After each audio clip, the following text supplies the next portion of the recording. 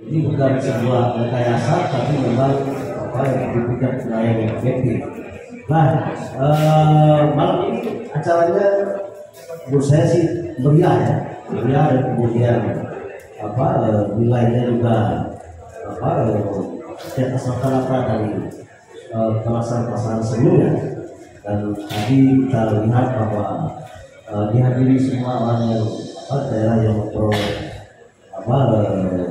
peragaan, dan kemudian untuk waktu yang akan datang tahun depan maupun menjadi tuan rumah berikutnya. Nah, tadi kita lihat bahwa makin lama dari api pertama sampai api ketujuh ini ada peningkatan kualitas ya, yang kita lihat dari objek-objek pariwisata di daerahnya masing-masing yang selama ini mungkin belum dikelola dengan baik. Ini tadi kelihatan dari gambar itu sudah mulai dikelola dengan baik. Ada kesadaran di pemerintah daerahnya bahwa sektor pariwisata itu penting untuk diperhatikan.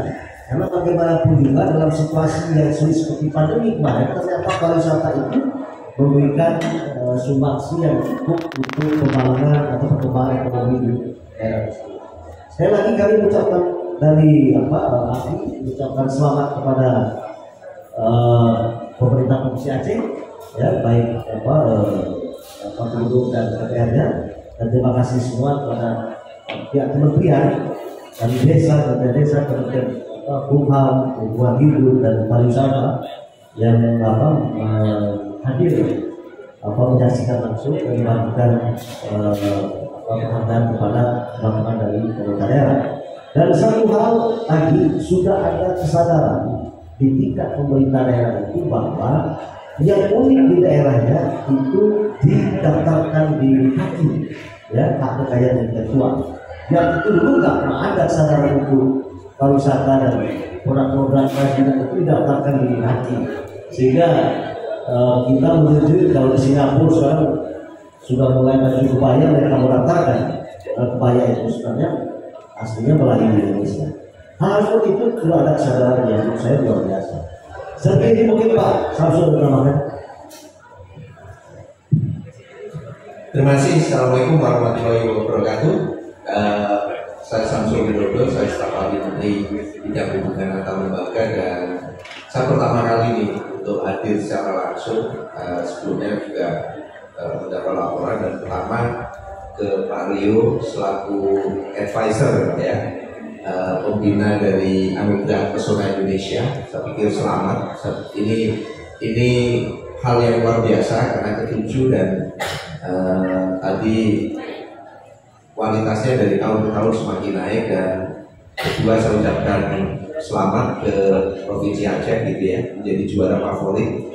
Kebetulan ada Pak Kadisnya di sini, jadi juara favorit gitu ya. Sama juara umum, bukan karena menjadi tuan rumah, tetapi memang sebelum tuan rumah udah juara umum duluan gitu ya, jadi sangat berkualitas. Terus terang kami dari Kementerian Desa, Pembangunan Daerah Tertinggal dan Transmigrasi, saya melihat begini, kategorinya ini cukup banyak gitu ya. Jadi ada situs bersejarah, ada desa adat, ada kuliner, ada juga destinasi baru. Ini menjadi sangat menarik karena terus terang gini, kami dari Kementerian Desa melihat bahwa menurut data statistik dari 74.953 desa itu 7.000 lebih mempunyai potensi desa wisata. Jadi sekitar lebih dari 10%. Itu desa wisata yang berasal dari alam. Sekarang udah mulai banyak desa wisata yang buatan dan sebagainya. Nah, dengan begitu banyak kategori, ini secara tidak langsung bahwa keunikan mereka, kelebihan mereka, pesona mereka itu didaftarkan ke hakim untuk didokumentasikan, dilegalkan menjadi hak kekayaan intelektual. Dan ke depan sebenarnya ini yang menarik, kita sudah punya peraturan pemerintah ya, bahwa hak kekayaan intelektual itu bisa dijadikan bisa dimonetasi. Jadi bisa dimonetasi. Jadi bisa dimonetasi dan itu bisa menjadi jaminan untuk mendapatkan kredit dari bank.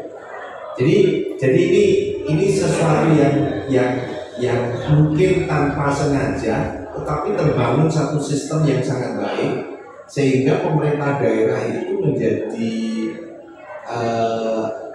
terdorong untuk mengangkat potensi-potensi mereka yang selama ini mungkin tidak pernah kita perhatikan. Jadi misalnya tadi kalau kita bicara mengenai anugerah pesona Indonesia bidang kuliner gitu kan, kita itu kan kulinernya banyak banget gitu ya. Nah itu yang selama ini tidak pernah dimunculkan atau dianggap sesuatu yang biasa karena memang sehari-hari, ini bisa menjadi ditampilkan. Dan mereka yang saat ini yang malam ini mendapatkan anugerah pesona Indonesia ini menjadi benchmark, menjadi trigger gitu ya untuk wilayah-wilayah lain untuk bisa berkembang. Dan terus terang kami dari Kementerian Desa sangat menyambut baik karena pemerintah saat ini kan menyalurkan dana desa ke setiap desa.